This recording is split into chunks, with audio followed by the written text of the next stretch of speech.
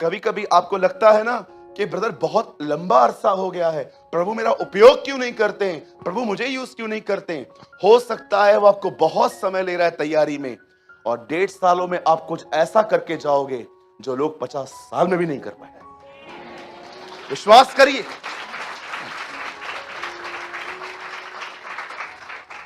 अब आराम से कैथरीन कुलमैन की बायोग्राफी पढ़ो।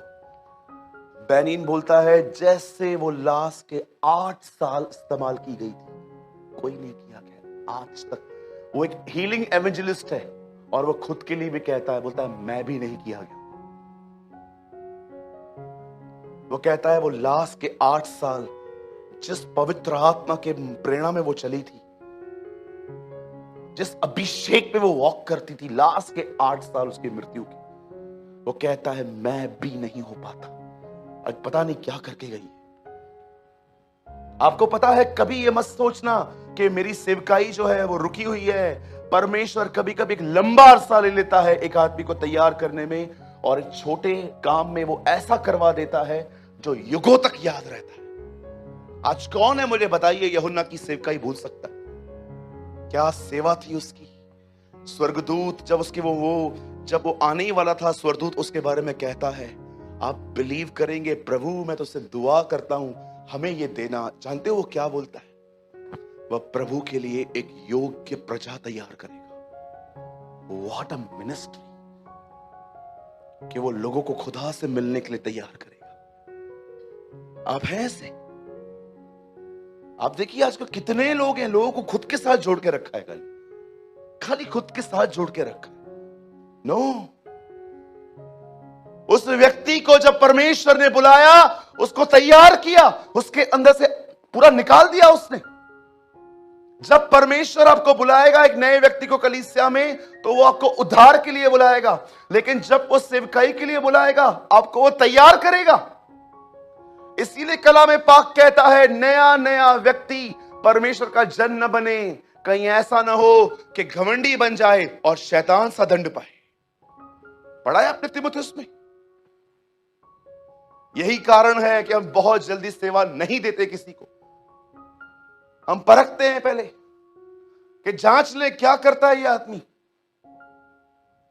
नए नए व्यक्ति को सेवा न दो, कहीं ऐसा ना हो वो घमंडी बने, क्योंकि प्रचार करने के बाद आपके ऊपर एक छाप आ जाएगी, लोग आपको आदर देना चालू करेंगे, और ऐसा ना हो कि आपकी कॉलर टाइट हो जाए और आप अपने आप को कुछ समझने लगे और अनुग्रह चला जाए और आप दंड पाए खुदा की तरफ से।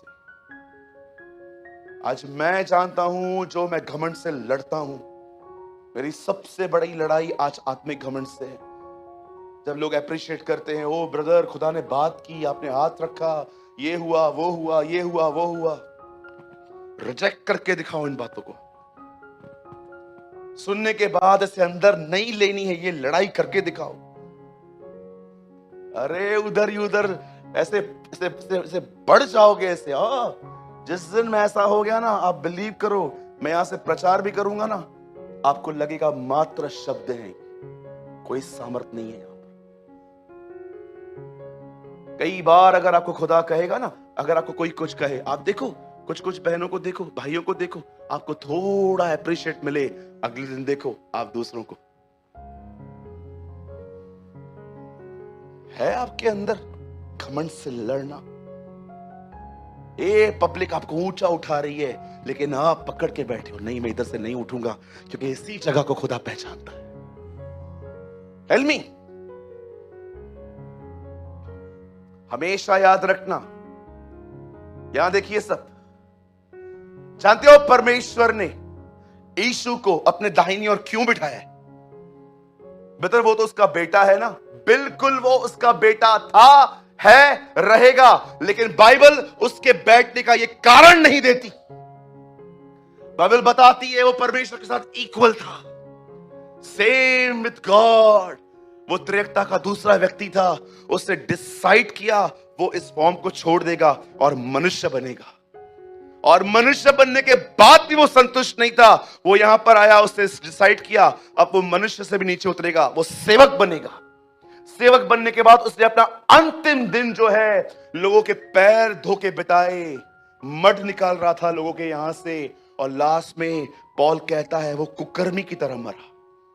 जानते हो उसके इस काम के कारण, फिलिपियों में लिखा है, उसने अपने आप को दीन किया, इस कारण परमेश्वर ने उसे वो नाम दिया जो सारे नामों में श्रेष्ठ है।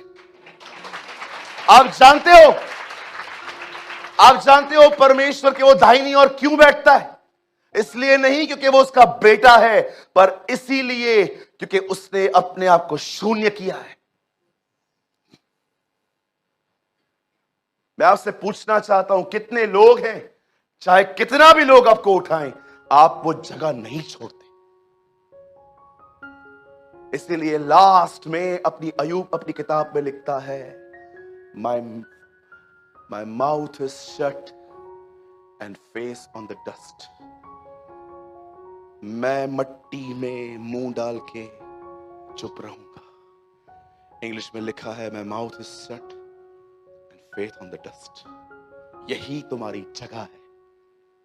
हर दिन जब भी लोग आपको अप्रिशिएट करें ना, आप उनको झूठी नम्रता भी मत दिखाओ। मैं तो कुछ नहीं, खुदा ही सब कुछ है, मैं कुछ नहीं हूं। मैं कीड़ो आया, कीड़ो। एक भाई को मैंने बोला था, आप बहुत अच्छे हो। नहीं, मैं तो कीड़ा हूं, कीड़ा। मैं तो मकोड़ा हूं। मैंने बोला तो चिपकली है। ये खुदा नहीं चाहता। यीशु ने कहा, तुम मुझे प्रभु और गुरु कहते हो और तुम सही कहते हो, मैं वो हूं। लेकिन उसको घमंड नहीं था। जब भी लोग आपको अप्रिशिएट करें, उनको बोलो थैंक यू, थैंक यू, मुझे खुदा ने ऐसा बनाया है, थैंक यू। और जब घर पे आए, वो सारी जो महिमा आपको लोगों ने दी है ना, उसे लौटाए। ये आप थे, ये आप हैं।